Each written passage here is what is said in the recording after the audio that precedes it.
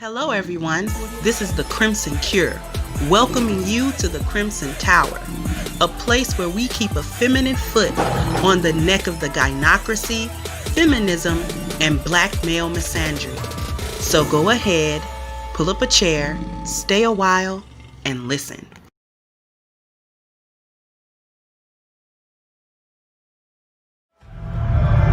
This is A-Game. Fast acting, long lasting, with no side effects.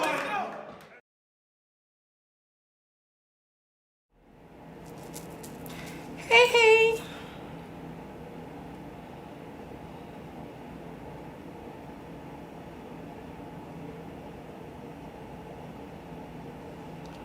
How is everyone? Hey, Toria. Hey, Father's Time. Just gonna give people a little bit of time to get in here because we have something very important to talk about today. But I want to give people some time. So don't forget as you come in to hit the like button, my lovely, wonderful Crimsonites. Come on, get on in here, Crimsonites, because we have something to talk about. So I need you guys to come on and get on in here. You know, I know y'all are feeling super patriotic about this inauguration today. I know you, dun, dun, dun, dun, dun, dun, dun. You know, I know you doing all of that, but I need you to get in here, Crimsonites, okay? I really, really do. Hopefully everybody's week is going okay. Mine is going okay. I didn't drive today. Yesterday I was driving, and do you know my check engine light came on? Y'all know I don't play that. I don't play none of them lights that come on in the cluster, in the little, you know, instrument cluster. I don't play none of them lights being on. None of them. And then that check engine light, because you know all of them light up when you start the car and everything, and then that one didn't go off. I was like, excuse me? I know you ain't sitting here on. Do you know I turned that car on and then turned it back off? I'm like, it's malfunctioning. I turned that car off and turned it back off. And I knew better because the instrument cluster is not malfunctioning.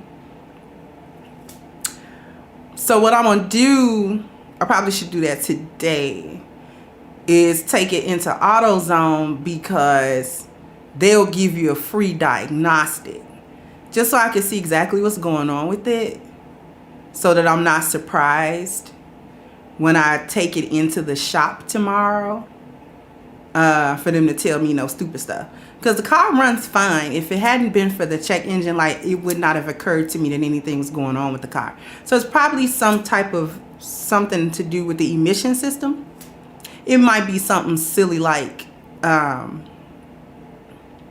oxygen sensor, you know, the O2 sensor, or something like that. It's probably something like that. Hey, Dusty, how you doing?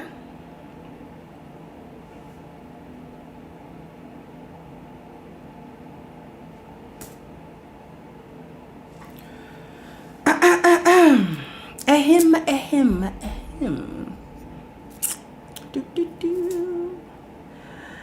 I'm trying to give y'all a few mementos.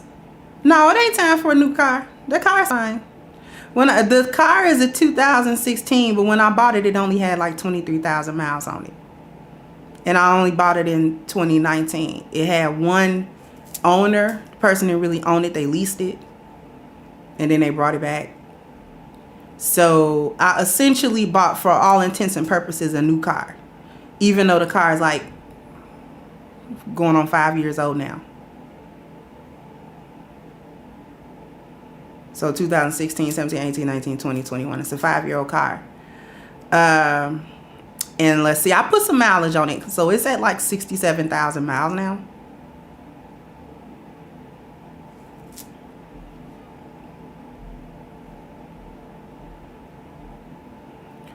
Am I buffering to you guys? Because I see OBS is doing its thing again. And I'm not real excited about when OBS does that.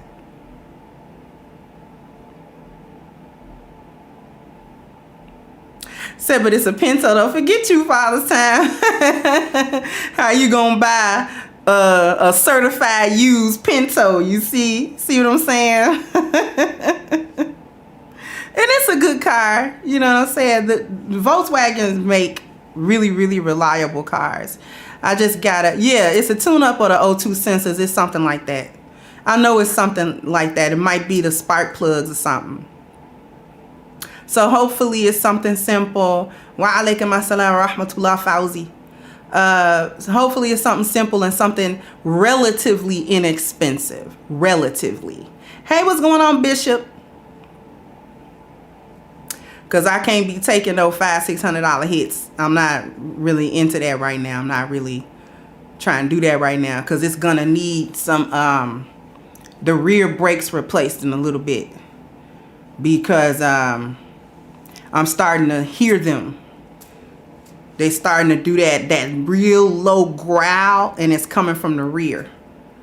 So I'm probably going to have to get the pads and the rotors changed. Because I'll be doing my little research. On those cars, especially them German, European cars, you have to replace the rotors and not just the pads.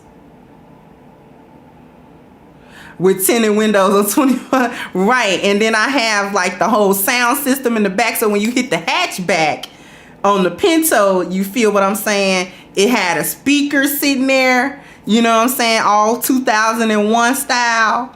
You see what I'm saying? A whole time warp, Father's Time. A whole time warp. In a Fast and Furious time warp. You see what I'm saying? In a whole Fast and Furious time warp. In a Need for Speed Underground 2 time warp.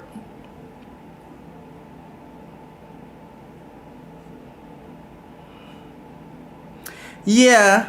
But you know, I'm not really tripping because the car is 5 years old. I've been riding it since January of 2019. No brake job. Because I'm actually really easy on my brakes. I'm not a hard braker at all.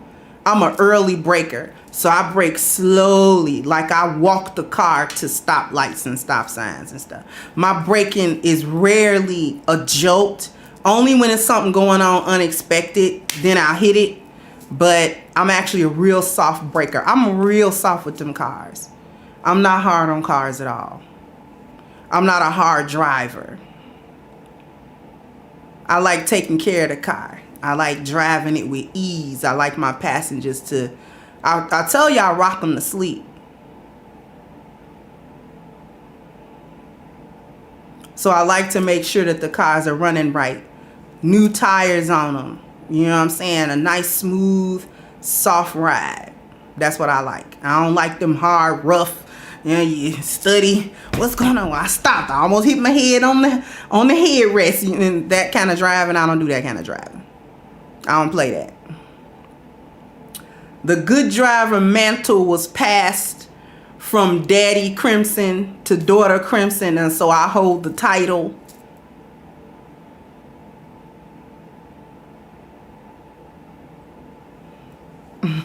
I hold the title for driver in my family.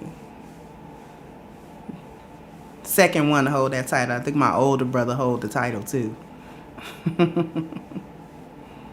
But anyway, enough about that. We are going to go ahead and get into the topic today. We got a deep one. We got a heavy one today. And as you can see, the title says Lessons of Rwanda and the so-called gender war. Now, by show of number ones, how many of you are old enough in here to actually remember the genocide of Rwanda? I'm going to go ahead and put my Gen X 1.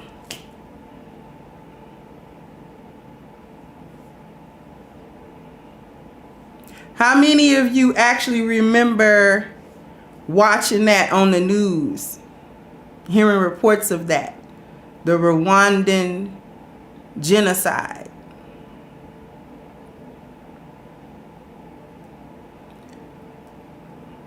If you don't remember, it happened in 94. This was like the spring and summer of 94.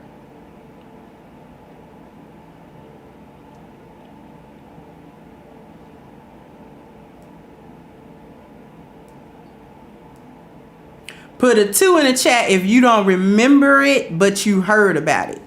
You know what it is. I'm going to read you some stuff about it so that we can begin to understand some of the dynamics that I'm going to be pointing out today.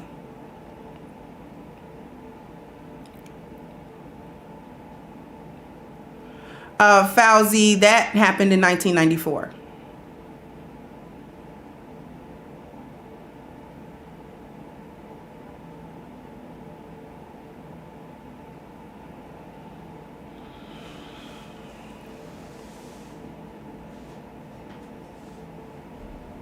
So I was like 16.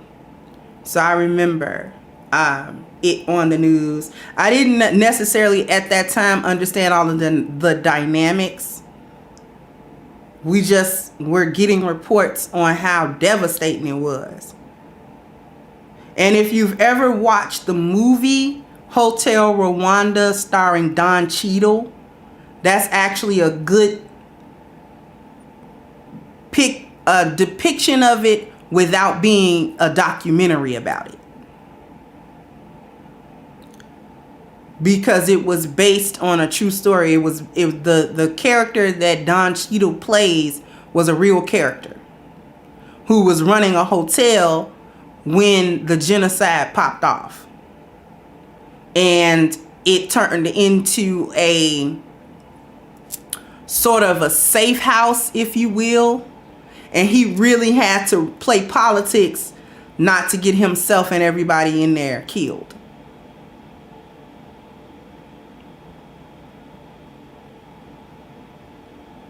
Okay. So anyway, I'm going to go ahead and share my screen because I'm going to read you at least parts of an article about Rwanda, and this is actually from the Encyclopedia Britannica website. All right. So if you want to actually read about Rwanda, there you go. This is what I'm going to read from. So that for those of you who don't know the dynamics of Rwanda, you actually will be able to begin to understand as we go through this live stream what I'm talking about when I associate some of those dynamics to the gender war or the end of it. So let me share the screen a little bit. Gonna go to the website. All right. The Rwandan genocide of 1994. Rwanda genocide of 94, planned campaign of mass murder in Rwanda that occurred over the course of some 100 days between April and July of 94. The genocide was conceived by extremist elements of Rwanda's majority Hutu population who planned to kill the minority Tutsi population and anyone who opposed those genocidal intentions. It is estimated that some 200,000 Hutu, spurred on by propaganda from various media outlets, participated in the genocide. More than 800,000 civilians, primarily Tutsi, but also moderate Hutu, were killed during that campaign. As many as 2 million Rwandans fled the country during or immediately after genocide. So this is what's going to be important. This next section that I read to you about the background, the politics in the background that led up to what became a genocide. Because remember, I just read to you the Hutu are the majority and the Tutsi are the minority. However, politically, the Tutsi had more power than the Hutu. But we're going to read a little bit. All right, so background. The major ethnic groups in Rwanda are the Hutu and the Tutsi, respectively accounting for more than 4/5 and about 1/7 of the total population. A third group, the Twa, constitutes less than 1% of that population. All three groups speak Rwanda, or more properly, Kinyarwanda, suggesting that these groups have lived together for centuries.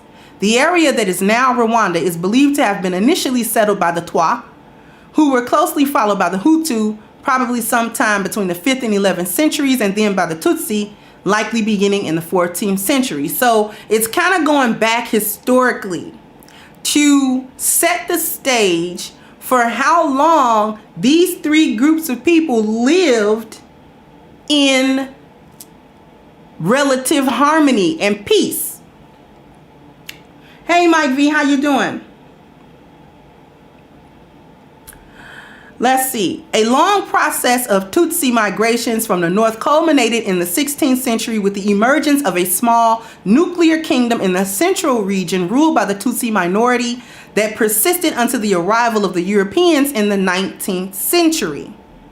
Social differences between the Hutu and the Tutsi traditionally were profound, as shown by the system of patron-client ties, buhake, or cattle contract, through which the Tutsi, with a strong pastoralist tradition, gained social, economic, and political ascendancy over the Hutu, who were primarily agriculturalists. So the Tutsi, even though they were a smaller percentage of the population, actually were able to ascend over the Hutu due to what skills they collectively had. Still, identification as either Tutsi or Hutu was fluid. While physical appearance could correspond somewhat to ethnic identification, the Tutsi were generally presumed to be light-skinned and tall, and the Hutu dark-skinned and short. Now this is interesting, because what's going to happen is the entry of the European influence is going to highlight the difference, which is what we call colorism. The difference between the two groups was not always immediately apparent because of intermarriage and the use of a common language by both groups. During the colonial era, Germany and later Belgium assumed that ethnicity could be clearly distinguished by physical characteristics and then used the ethnic differences found in their own countries as a model to create a system whereby the category of Hutu and Tutsi were no longer fluid. So in essence, what this is saying is that they used colorism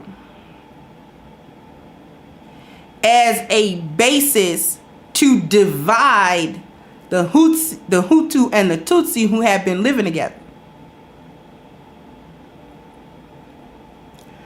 The German colonial government began in 1898 and, continuing until 1916, pursued a policy of indirect rule that strengthened the hegemony of the Tutsi ruling class and the absolutism of its monarchy. That approach continued under Belgium, which took control of the colony after World War I and administered it indirectly under the tutelage of the League of Nations. So what I just read to you was a political condensed history of the Tutsi already having been under or in power, so to speak, in Rwanda, but then being backed by a foreign government, which then instituted focusing on the differences between the Tutsi and the Hutu, a difference that over time had become not important to them.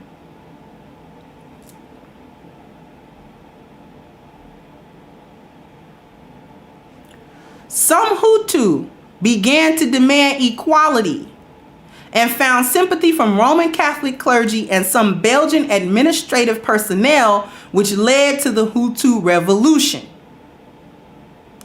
The revolution began with an uprising on November 1st, 1959, when a rumor of the death of a Hutu leader at the hands of Tutsi perpetrators led groups of Hutu to launch attacks on the Tutsi. See how now they're being played against each other violently. It has moved from a socio-economic field to a physical confrontation, because the Hutu began to feel oppressed in their own land by a foreign government that was backing the Tutsi, who were seen as collaborators with the colonizers. Are you understanding? Press 1 if you get me, because we're going somewhere with this. I'm not going to linger a whole lot because this is a long article, so I'm not going to go all the way through it. But I do want to give this historical context.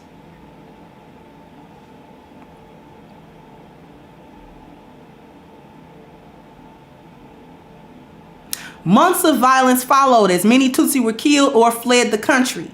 A Hutu coup on January the 20th of 1961, which was carried out with the tacit approval of the Belgian colonial authorities, officially deposed the Tutsi king and abolished the Tutsi monarchy. Rwanda became a republic, and an all Hutu provisional national government came into being. Independence was proclaimed the next year. Transition from Tutsi to Hutu rule was not peaceful. From 1959 to 1961, some 20,000 Tutsi were killed, many more fled the country. By early 1964, at least 150,000 Tutsi were in neighboring countries. Additional rounds of ethnic tension and violence flared periodically and led to mass killings of Tutsi in Rwanda, such as in 1963, 67, and 73. So this tension continues to be violent between the two groups. But the background is what's key. Who's putting them up to this? In a roundabout, very insidious kind of way. In such a way as to say, we don't got nothing to do with this. These are these two factions in their own country having a civil war.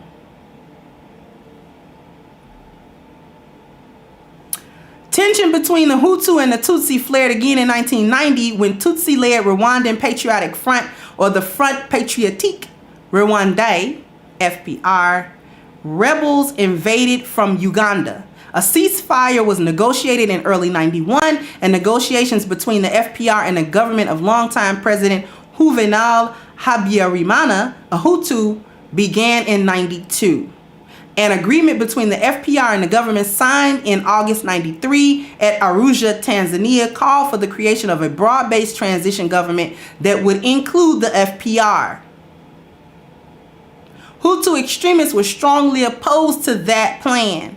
Dissemination of their anti-Tutsi agenda, which had already been widely propagated via newspapers and radio stations for a few years, increased and would later serve to fuel ethnic violence. And then on the back of that came the genocide. On the evening of April 6, 94, a plane carrying Habyarimana and Burundian President Cyprien Taryamira was shot down over Kigali. The ensuing crash killed everyone on board. Although the identity of the person or group who fired upon that plane has never been conclusively determined, Hutu extremists originally thought to be responsible. Later, there were allegations that the FPR leaders were responsible. The organized killing of Tutsi and moderate Hutu began that night, led by Hutu extremists.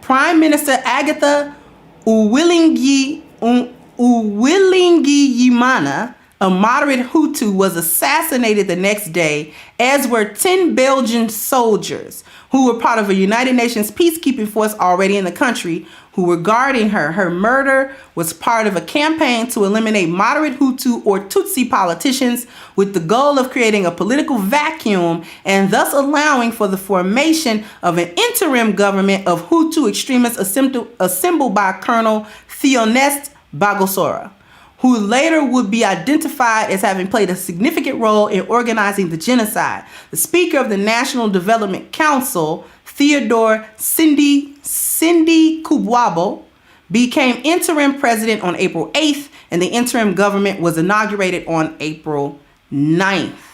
Next few months saw a wave of anarchy and mass killings in which the army and Hutu militia groups known as the Interahamwe, or those who attack together, and I'm not even going to try to pronounce this word, means those who have the same goal, played a central role. Radio broadcasts further fueled genocide by encouraging Hutu civilians to kill their Tutsi neighbors, who were referred to as cockroaches, who needed to be exterminated. It is estimated that some 200,000 Hutu participated in the genocide, although some were unwilling and consequently were forced to do so by the army and Hutu militia groups. The methods for killing were typically brutal, with crude instruments often employed to pummel or hack at victims.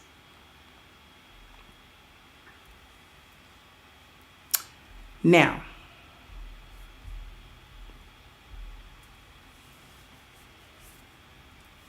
why is that important, and what does that have to do with the so-called gender war that has ensued for years in the Black community on the back of feminism, which later transmutated into a stricter form, which is the gynocracy itself?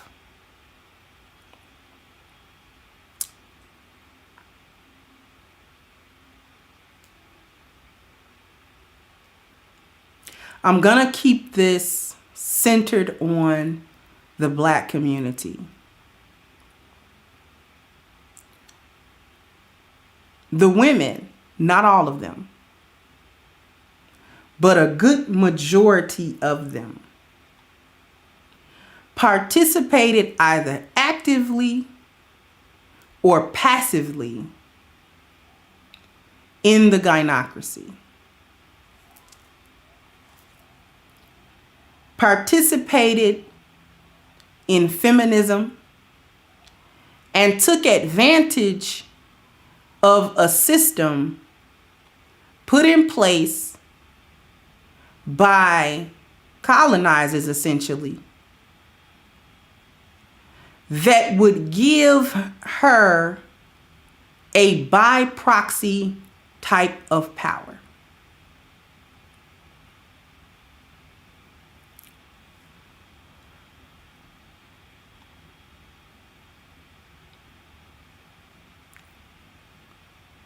For a large percentage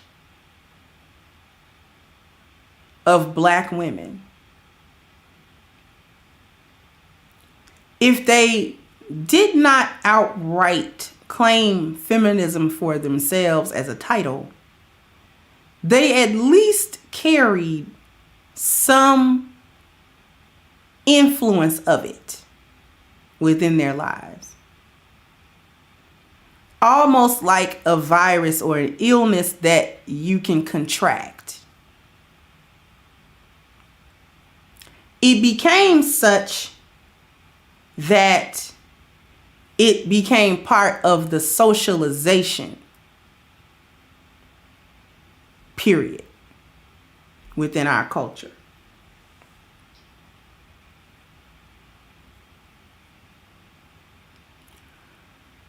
Once something becomes a part of the socialization as you grow in a culture, you begin not to question whether it is right or wrong, because you are being taught within your formative years that this is simply the culture and it is what it is.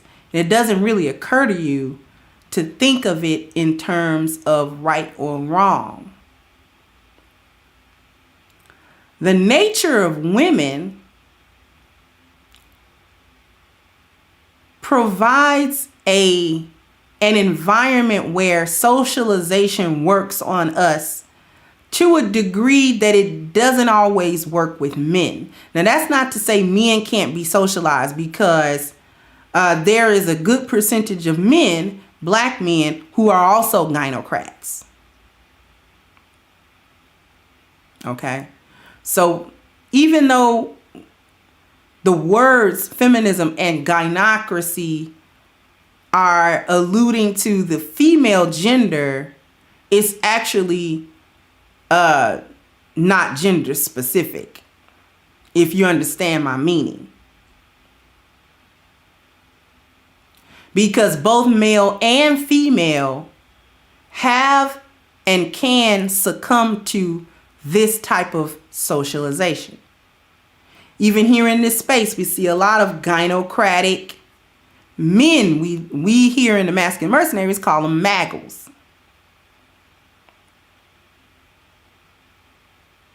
Okay.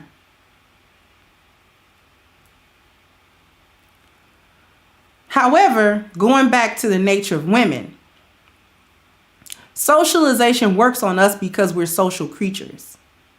Thank you, Romello. Socialization works on us because we're social and we're nesters. If something becomes a part of the environment, i.e. a part of the nest, we simply incorporate it as long as it does not appear to destroy the nest to such a degree that we can no longer occupy it. More than likely, we will include that in the nest. Okay? Even if on some level we disagree.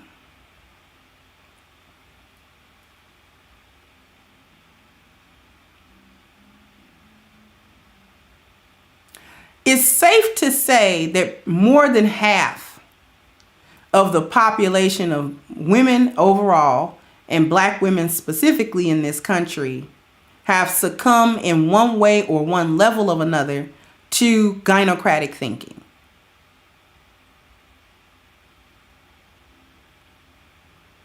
You probably can put that at about 70%. Now, some would say higher, but the reality I don't think is like that. Because if we say it's 70-30, 70% gynocratic, 30% not, that 30% is kind of silent.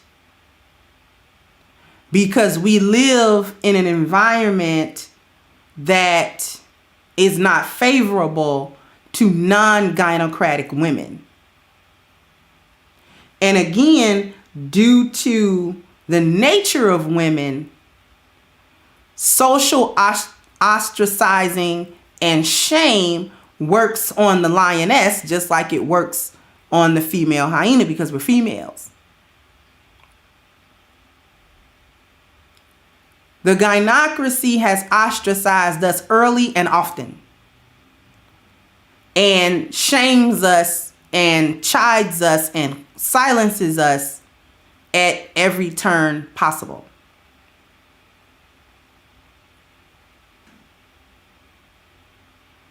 So when females encounter a hostile environment, we lack the fortitude to attempt to change it. We adapt. Hence, we're nesters.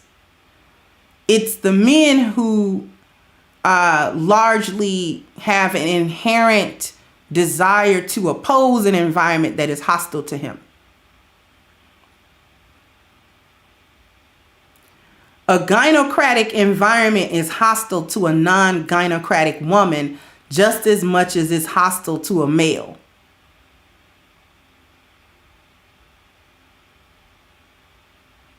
In fact, in some ways, it's even more hostile to us because the gynocracy has no need for a woman that is not gynocratic. Because we don't provide any support. And we don't fulfill any need of theirs. See, the men, whether the men are gynocratic or not, provide needs. The needs can get met through men, either sexually, resources, what have you. All right. So the gynocracy, while standing on men's necks, also welcome them in certain ways because they need something out of them. So sometimes a man or the collective of men can be swayed into or swayed by the gynocracy because they'll be able to see a good side of them, because when you want something from them, you cozy up. When the gynocracy wants something from men, they know how to cozy up to them to a certain degree. Your gynocratic baby mama know how to talk sweet to you. That's how she gets money out of you. That's how she gets stuff out of you. That's how she gets sex out of you. That's how she does that. Even though she'll scratch and bite and get crazy with you, she also knows how to sweet talk you. But unlike the men, non-gynocratic women don't serve a purpose to the gynocracy at all. And because there's nothing for the gynocracy to gain from a woman who is not part of it, her ostracism is permanent. And it is unrelenting.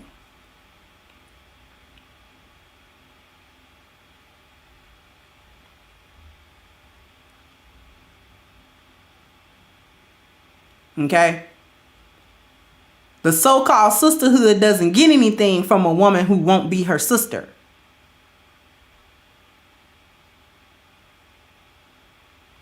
So I need you to understand that point. But what am I getting at? Like in Rwanda, the colonizers are beginning to lose power. They have set the genders against one another by taking the black woman and pitting her against her man. Thinking that she will be able to maintain some sort of upper hand, black women took the bait, hook, line, and sinker.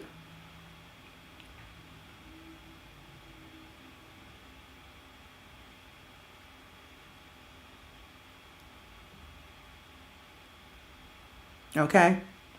Took the bait, hook, line, and sinker. And then began to perpetuate this type of thinking to her children, specifically her girls.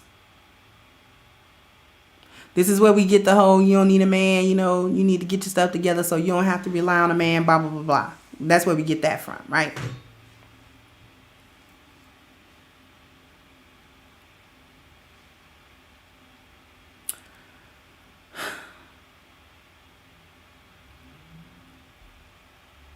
Since the 60s, we're going to start at the 60s.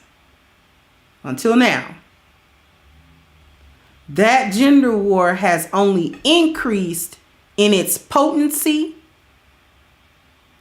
and in its type and level of destruction.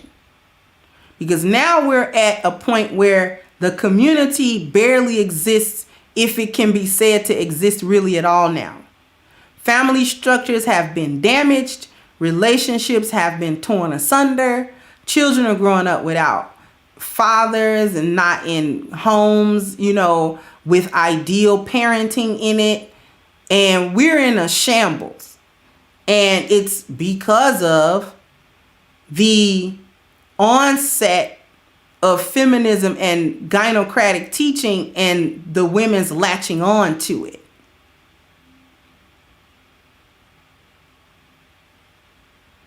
Now, women latched on to it, but we also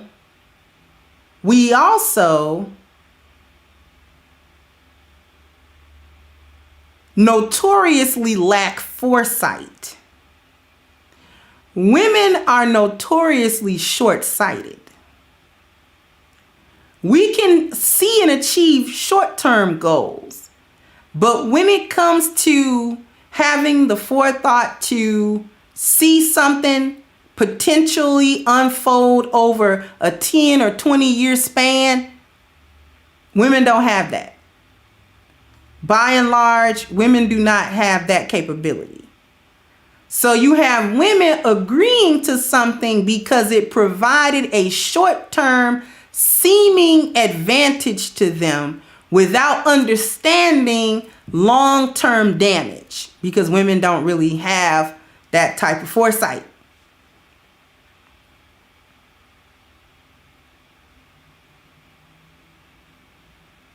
Okay? Women don't really have that type of foresight. We have a limited amount of foresight. We usually can't accurately assess potential problems or do accurate risk assessment for extended time into the future. We don't really have that. That's something that is inherent within masculinity. So feminism was able to persist mainly kind of for that reason. Because women don't really have that type of foresight. So she's not going to be able to think that 5 generations down the line, this is not going to be good. See, women thought I could change this part and the other parts not be affected. So I can come out of my traditional gender role almost completely, but that should not affect how families and how communities and how my dwelling and how all of these things operate. Women literally think like that.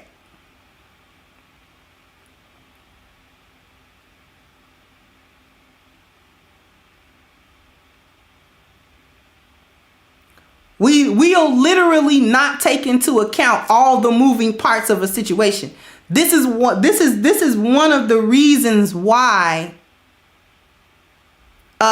women are not fit to be leaders, because we lack that type of foresight, because we aren't able to always see the bigger picture and understand the moving parts that actually go into creating an environment or outcome. We just understand the environment and the outcome, but not always how it comes to that. That's why we're not fit to be good leaders.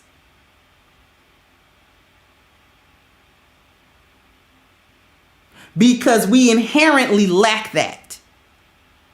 It's not wrong, we just don't have it. Femininity does not allow. This is a masculine trait. And no matter how masculine we try to be, we can't acquire that. Not in any significant way.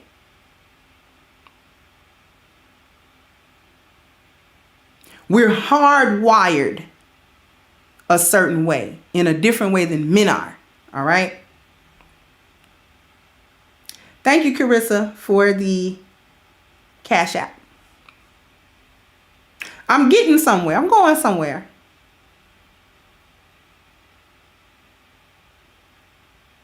That's a good question, Cindy. The gender war was started through feminism. Feminism was started from the powers that be, which were men. It just wasn't black men.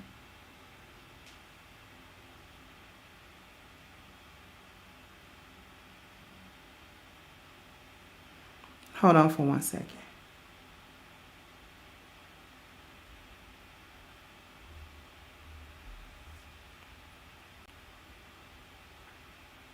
And as I just explained, men have foresight.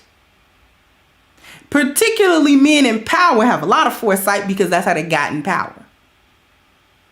Because they understand the effect of a chess move made now, 20 chess moves later, what this move is going to precipitate. They understand that.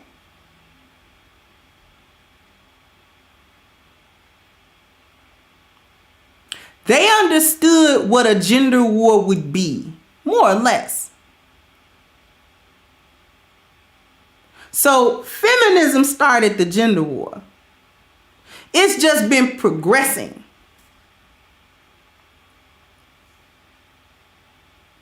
It's just been progressing over time. The severity of it, the consequences of it.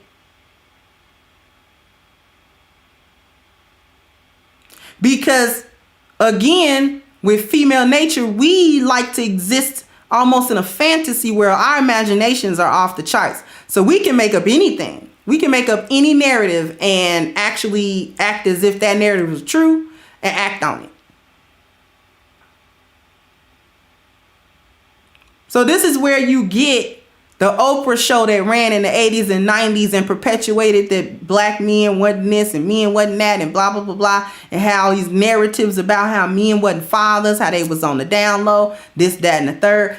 Really tarnishing the public image of black men, ruining black men's appearance value.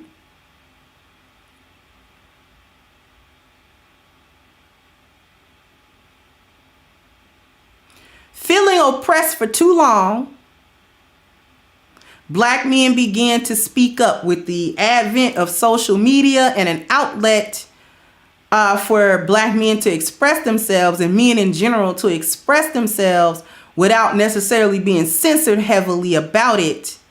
Men began to come out and start speaking. This is where we got the MRAs and the MRM, the men's rights movement and the men's rights activists.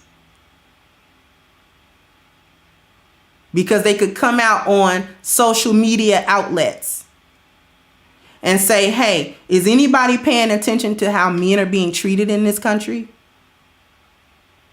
Is anybody paying attention to the marginalization of masculinity and men?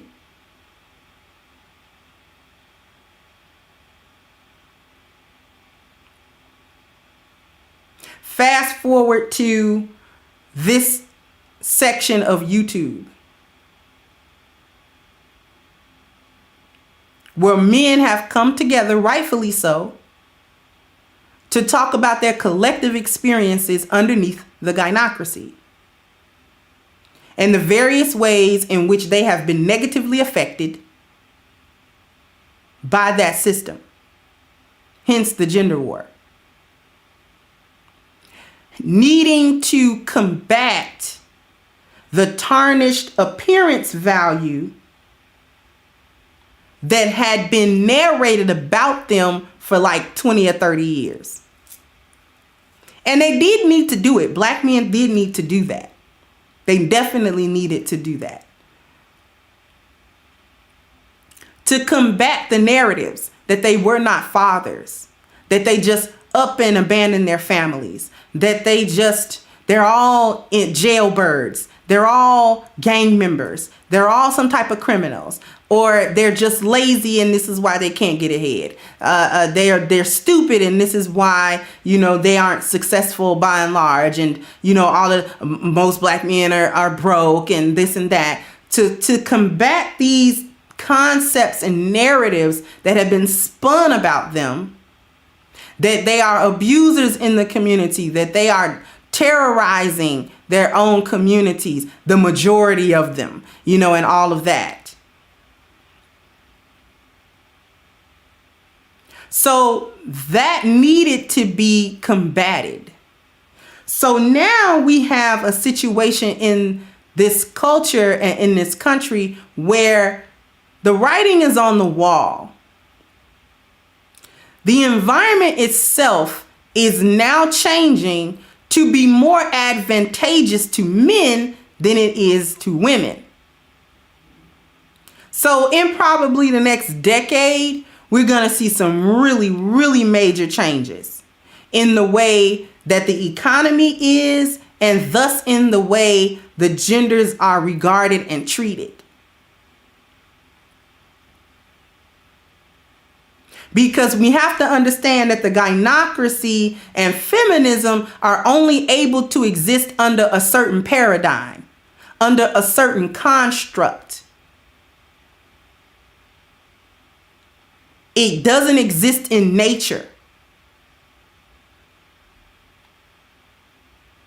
Gynocratic structures and feminist structures do not exist in nature.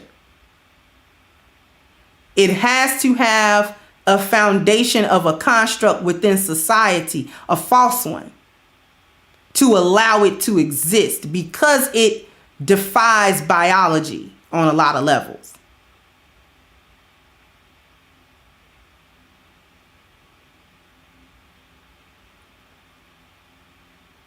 But what's happening is the environment, particularly economically, is changing in such a way as to reassert what exists in nature rather than the construct that we've been living under.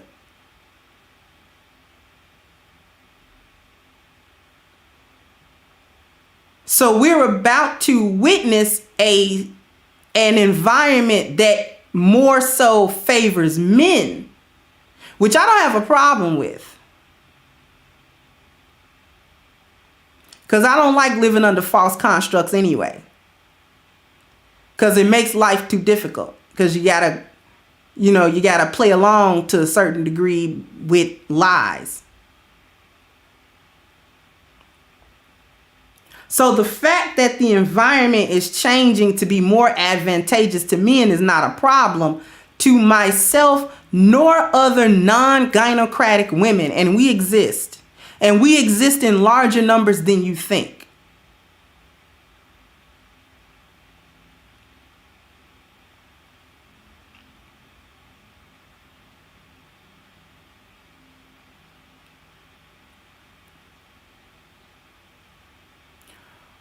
However, with this power vacuum that's about to happen, which creates an environment that is not as advantageous to women as it has been over the last 60 years or so, men will return to a more powerful or advantageous position in society. Again, not that I mind.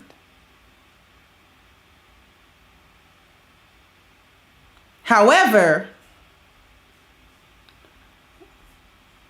like in Rwanda, we're going to have to be careful with that because we have been set against each other.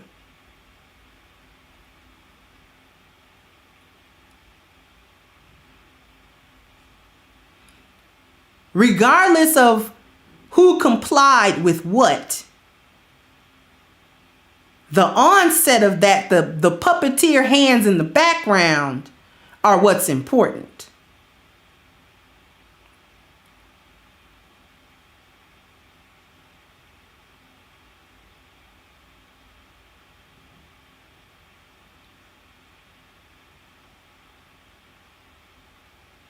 A vacuum, nature abhors those. And anytime there is a power vacuum, immediately someone or something has to take that place. Men are going to take the place. Black men included.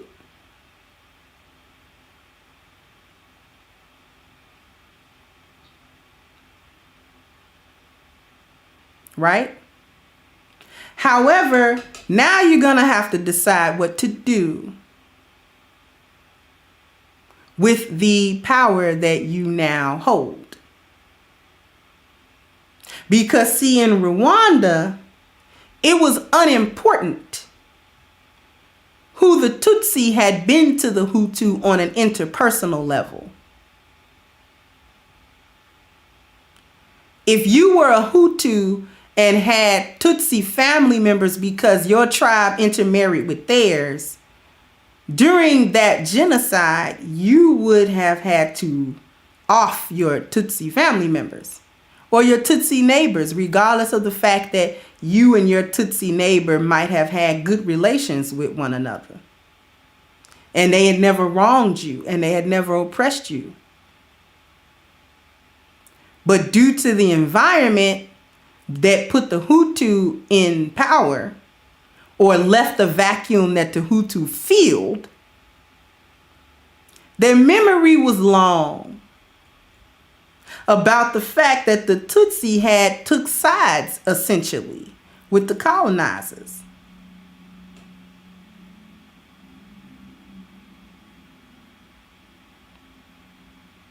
And in the mind of the Hutu, or the ones who were organizing that genocide, it didn't matter what kind of Tutsi you were.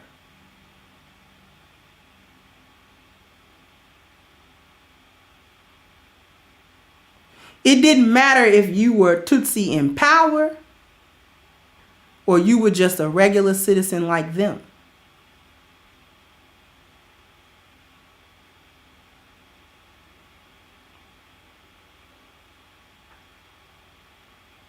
It didn't matter if you were a Tutsi that actually might have disagreed with how things were going politically in the country and sympathized with your Hutu countrymen.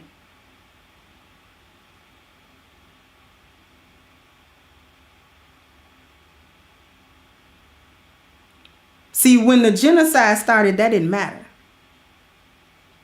If you were Tutsi, you were in danger. You were in immediate danger as well. Not theoretical, immediate.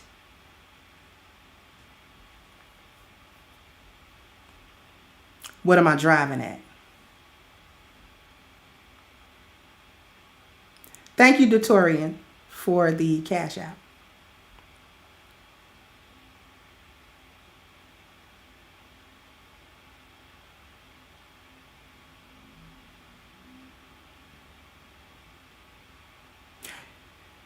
You are going to leave the so-called community. Yes?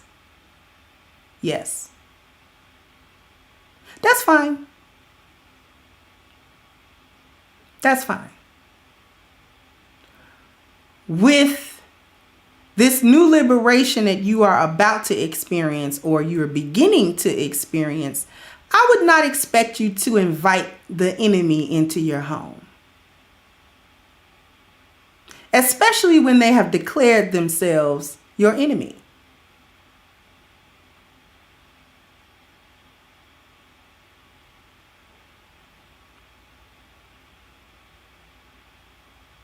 However,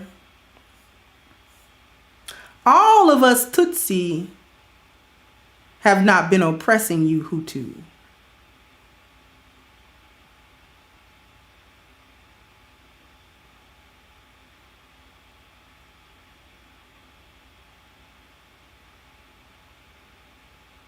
Some of us have not been your enemy, and we never have been. See, there are those of us women who have never been on the other side. We've never fought against you. We've always been the lionesses in the pride. We didn't flip. We didn't try to cover hyena spots and then try to blend in with the lions. We've already been lionesses.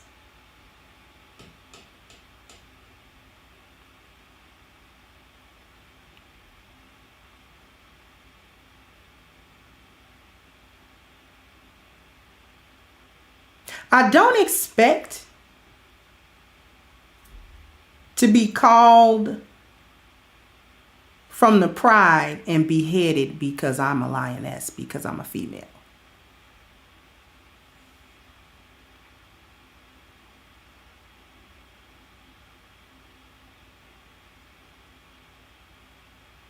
My message has never been to reach the gynocrat. Those gynocrats, both male and female, who have gone too far, they're gone. My message isn't with them. It's not for them.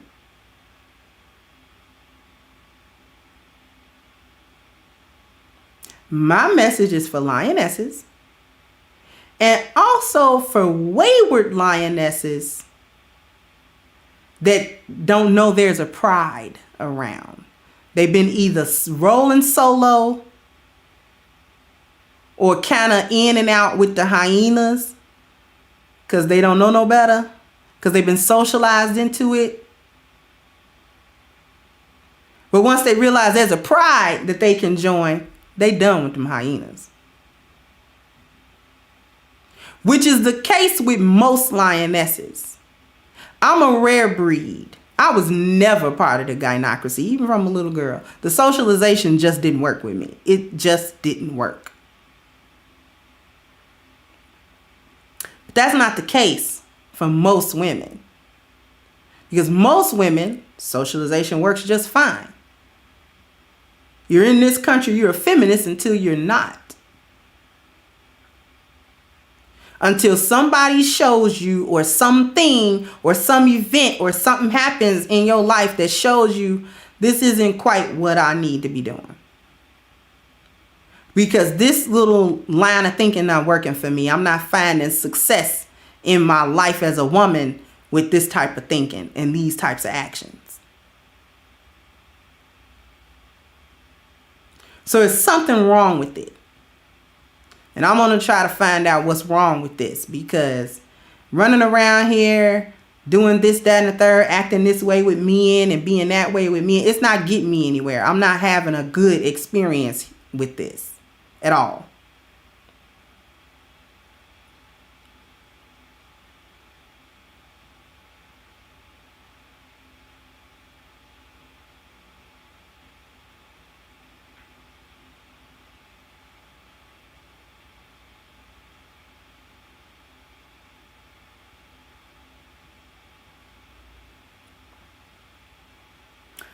Let me speak plainly.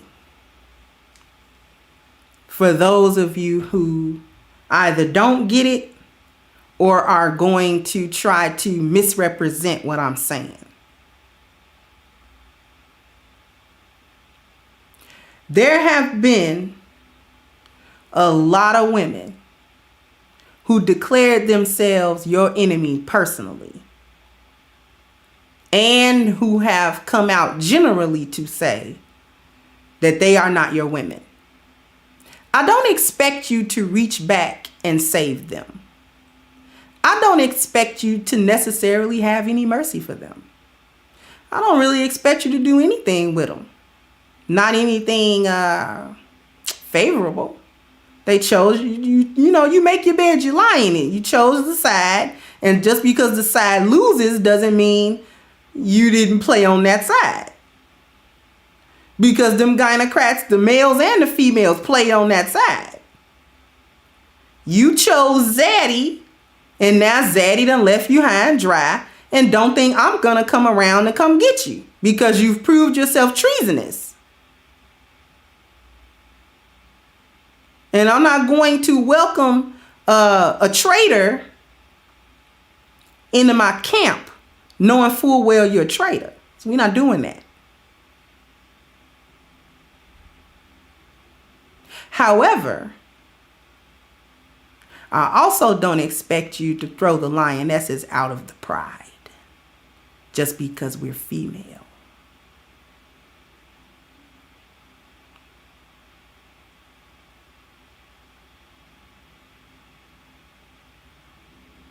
And I'm not saying that as a plea.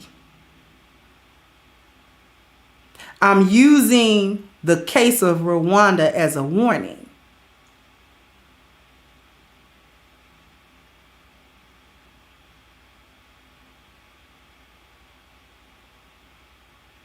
Because I know many of you want to exact revenge.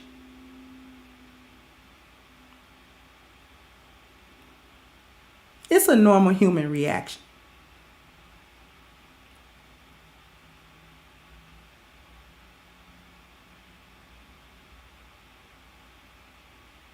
I would agree that the best kind of revenge for a gynocrat is to leave them alone. But let's face it, you didn't need black male liberation to leave them alone. You could have been left them alone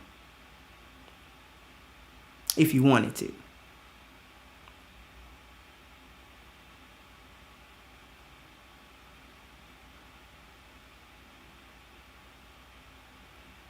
Actually, leaving alone the gynocrats way back when would have created a situation of black male liberty anyway.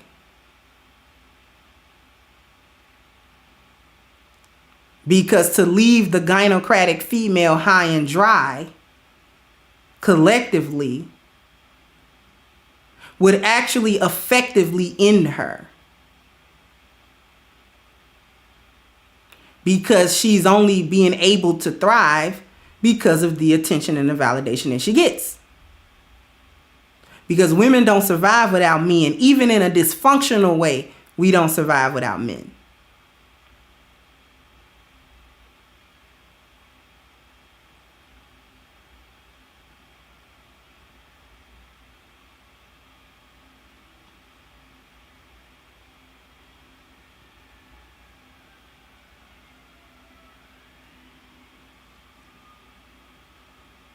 Beware of which Tutsi you off and which one you don't. Because if you come through in your revelry and start cutting the necks of the lionesses that have always been behind you, that's not going to be good.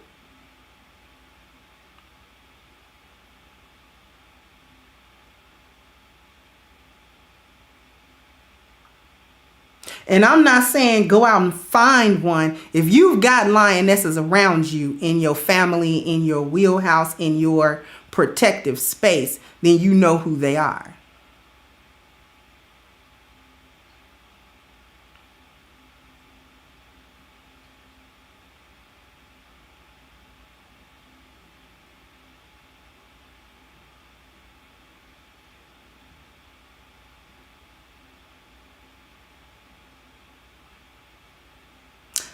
Don't save the gynocrat. I'm with you on that. All I'm saying is all of us are not gynocrats just because we're black and female and happen to grow up here. Some of us have never been, and some of us just got out early.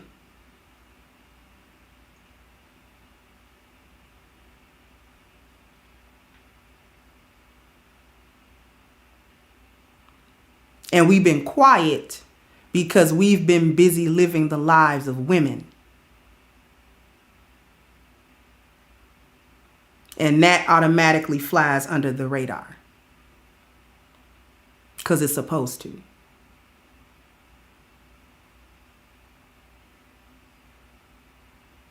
We were shouted down early. Shame and guilt works on women, even the good ones, even lionesses, it works. So if you have the gynocratic sisterhood shaming us and ostracizing us, it's gonna work.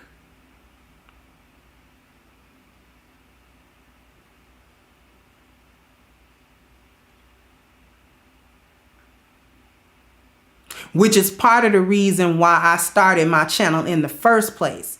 Which was also part of the reason that I conducted myself the way I did when I started my channel.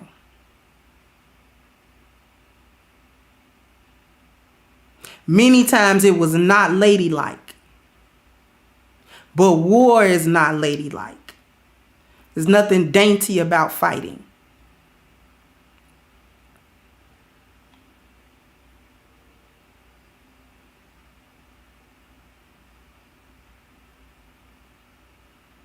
Because my pride went to war.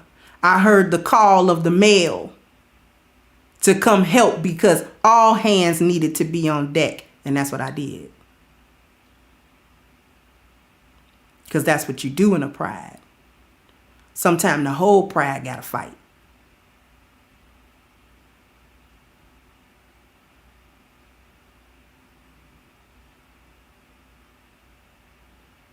And I don't make any apologies either.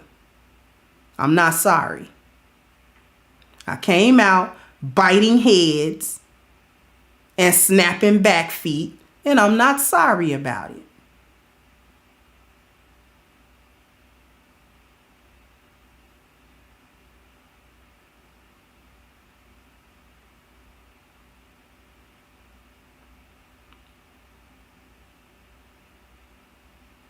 But now that the fighting has died down, I don't expect the males of my pride to turn on me.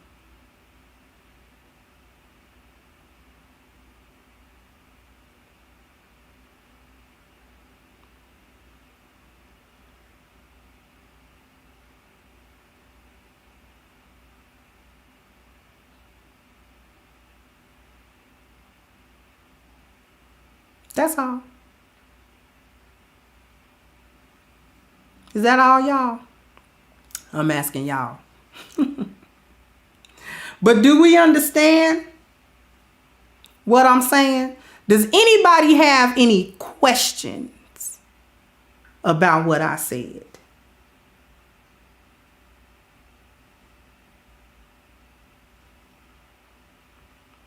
Thank you, Barry Little.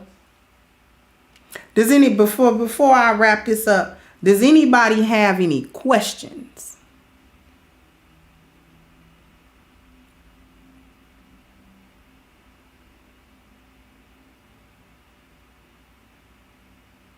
Thank you, Fat Cat.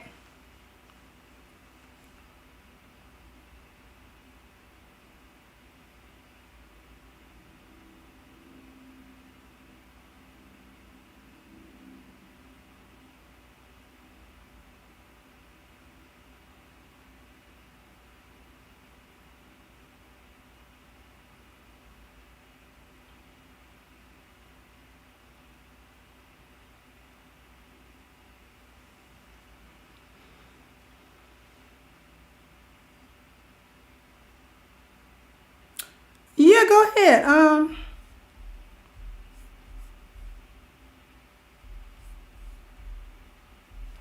Here's my Cash App.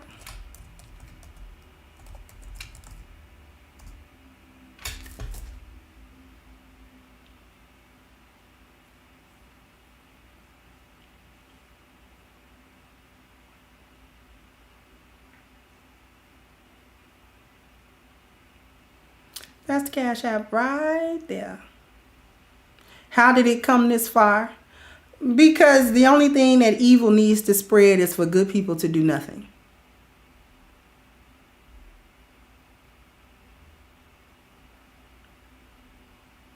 That's how. Good women were neutralized by her own nature and the environment she found herself in, which became hostile to her. And men were neutralized as well by his love for his woman and not understanding that she not his woman. The gynocrat is not your woman. Thank you, Mac Ross. So I support enlightenment. Thank you. What's up with the soap? Y'all really want this soap? Okay, I have to get slowly into the soap though. Because I can't just dive right into the soap because I have to make time for that. And I actually have to build an inventory also. And soap is expensive. Soap supplies are expensive. So I would have to time that. But I haven't forgotten about it. I haven't forgotten you guys' interest in it either. And I'm probably not going to forget about it because soaping is a passion of mine. But I definitely thank you for reminding. Cindy Delva said, is black women having a PhD causing to be lonely? It's not the PhD, it's the miseducation and misinformation that comes from pursuing it. Because they take them gender studies classes and they take all these other things. Academia is like the seat of feminism. So when you go through those academic channels, you actually are being heavily inundated with those concepts. And if a woman takes those concepts seriously and she takes them into herself and lives her life based on these types of concepts that are actually damaging to her, that's what causes her to be lonely. Because she's being told at every turn that she is on equal footing with every man, and not only equal footing, that she's actually superior to men. A woman who considers herself and acts as though she is superior to all the men that she meets is likely going to be a lonely woman, because no man with a proper amount of masculinity or a proper view of himself or a self-esteem is going to be in any type of serious relationship with a woman who obviously considers herself his better.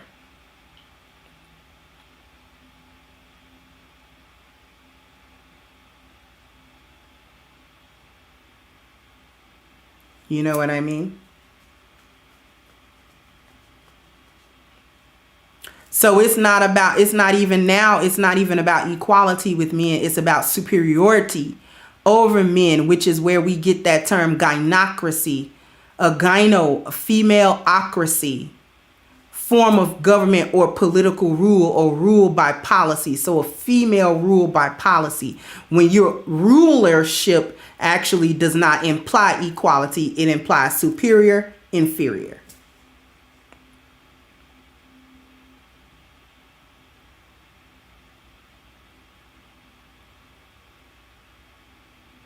DE Raptor, that's a good question. And the last one that I'm going to be able to take, because I might have something to do, I'm not sure. I dismissed a call that I need to actually make. However, the lionesses in your family, you should already know who they are. I'm not necessarily suggesting for men to go out and find foreign women they don't know and try to incorporate them. These are the women already in your scope. Or that you know are not so far gone that they have to just be charged to the game.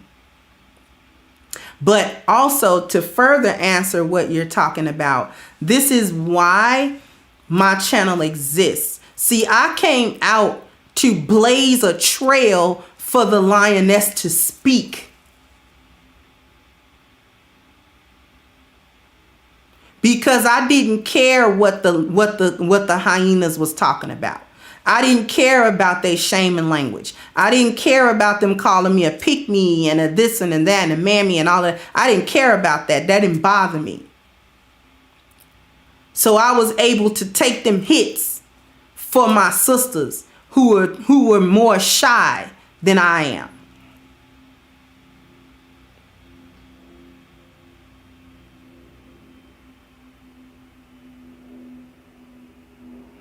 And to show them that the gynocracy ain't as big and bad as it claims. They are a war of ideas and words. Failed ideas and nonsensical words at that.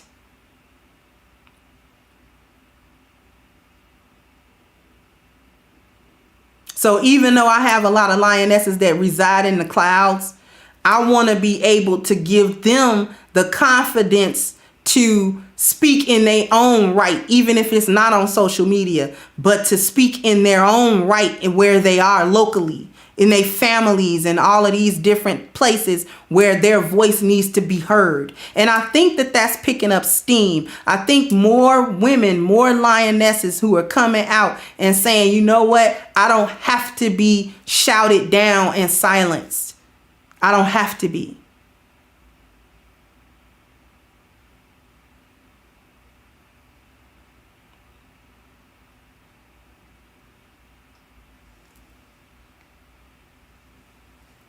That's what I ultimately want. Because we're going to have to reassert ourselves at some point. We're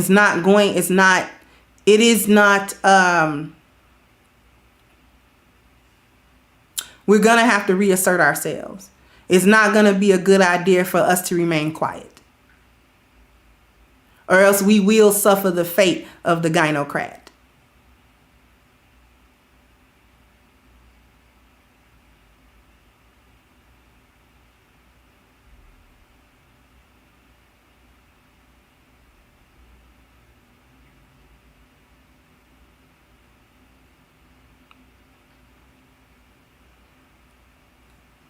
All right.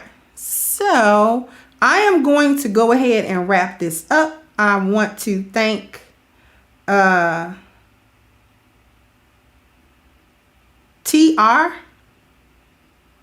Tuku for the Cash App and EC for the Cash App also. So thank you. All right. So that is just about what I've got before we go. This right here. This show has been sponsored by A-Game, a male herbal solution. By all accounts, best stuff on the market for men. So what I need you guys to do is go into the description box right away. Click the link at agameherbal.com. Get a 10% discount using the code Kendra10. All right. And give yourselves the gift of better health. Ladies, get this for the men in your life. The lioness has got to help the lions stay strong. All right. Reverses the effect of the Reebok. All right.